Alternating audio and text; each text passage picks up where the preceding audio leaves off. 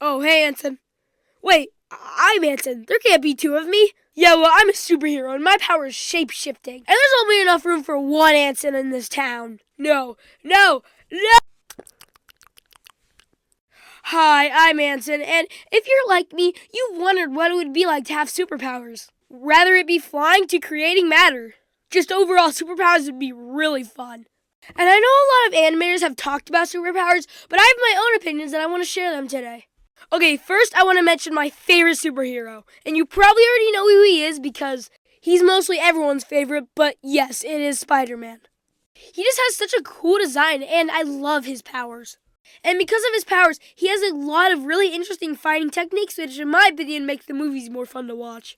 But enough about Spider-Man, let's talk about some powers. Okay, first let's talk about cloning. In my opinion, a clone sounds great and useful, but what happens if something wrong happens with your clone, or goes rogue? And then it goes on that whole shtick about how it needs to kill you to become the only version of you and all that kind of stuff. But the thing is, we'd both be scared of each other, so we'd be 6 feet apart just like the COVID-19. But overall, this power sounds great. Imagine one of you is on the couch eating SpaghettiOs and meatballs, and the other one is getting an animation done. That'd be amazing. Another thing, though, I can see going wrong is you finding out that you're very annoying and you have to self-evaluate. But if it's a perfect clone of you, then you'll always agree with them because they are you. But another really big downside I found is, imagine how annoying it would be to share everything. That's it, I'm cold. Hey, shut up, it's my week on the bed. And because you guys are perfect clones, you guys will like all the same things, so you have to get double or you have to share it. Okay, next up we got telekinesis. In my opinion, I honestly think this would be great. Imagine your parents wake you up to go do something and you can just do it from your bed. It's ultimate laziness and I would love this power. And then when you're ready to get out of your bed, you can just, get out of your bed. And you'd also probably never need to walk again. And things that are annoying to carry, you don't have to anymore. And if you get out a blanket, you would never have to fold it ever again. In my opinion, this is just laziness, the power. But I also find this being very useful in other ways. I don't know, if you want to destroy a place that starts with and ends with a ool. And anytime you don't want to do something, you just send it into the air. And also, if someone's in danger, you could save them. And that's when you start going into superhero category. And if you're insane, then I guess you could do the opposite. And imagine someone's not coming into your room fast enough. Just grab them with your psychic hand and bring them into your room. Okay, real quick, let's talk about element bending. There's not too much to say about this superpower.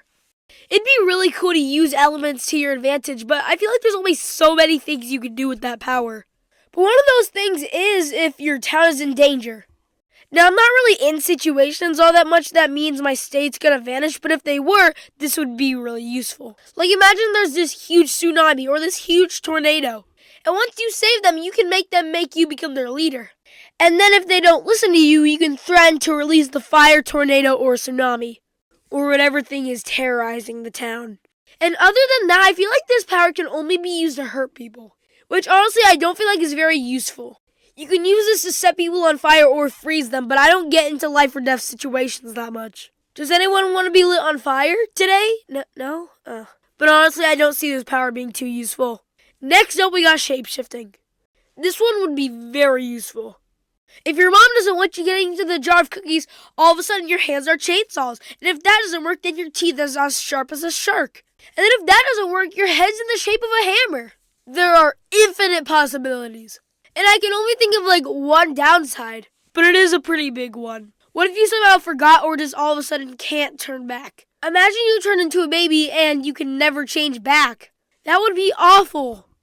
But no one would ever be able to make fun of you again. They make fun of you for not being tall? Who's laughing now? 1 second you're a jock and the next second you're lying on your couch. And imagine, you dress up as a famous person, go into a place, and then when that actual famous person gets there, they'll think that they're an impersonator. You know what? Now that I'm being honest, this sounds like the whole verified checkmark thing that they did with Twitter, or X, I guess. Where you could pay $8 to get the verified checkmark. But before we go on to what you guys said would be great powers, let's see some inconveniences with superpowers. Now, in Marky Mason's video about superpowers, he brought up this very good point about why you would never want Spider-Man's powers that I'm going to steal from him. And it's that to be Spider-Man, there is a requirement to lose someone that you love. And then if you save them, then your whole universe gets destroyed. It's basically saying that to be able to be Spider-Man, you have to be put in a mental hospital for at least a month. Also, I feel like another thing movies don't talk about enough is how hard it would be to keep your secret identity. If there are YouTubers out there who have trouble keeping their faces secret, imagine how bad it would be for a superhero who's constantly getting punched and kicked and shot with like laser guns. And if people on YouTube know your face, then who cares? It could be worse. But if you're a superhero and you accidentally reveal your face, then there's a 2-ton death machine right outside your door. Hey, can you not use that? Well, anyways, let's go on to see what you guys think are good powers. Mind control so I could skip school. Very, very reasonable one.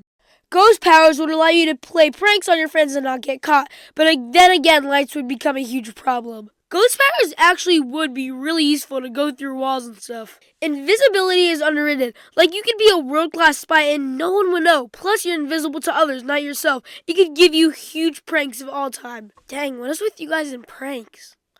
But I do agree. It'd be really fun to go in Area 51 and see what they have. Control minds so I could make someone do anything I want. Yeah, that'd be pretty good, but all I do is make them make me SpaghettiOs. Okay, now real quick, I want to talk about my favorite power. Super speed. There's so much possibilities. Number 1, no one could ever attack you again. If they shoot you, you can just step out of the way in like a millisecond. And even with close combat weapons, they try to hit you with a sword and they just can't. And also, you never be late to anything ever again. And look, you shouldn't rob banks, but it would be very useful for that specific thing. And it would be a pain in the butt for anyone to rob you. Well, but anyways, I think that's all I gotta say about superpowers. I don't want to make an end card, so don't forget to drink your water.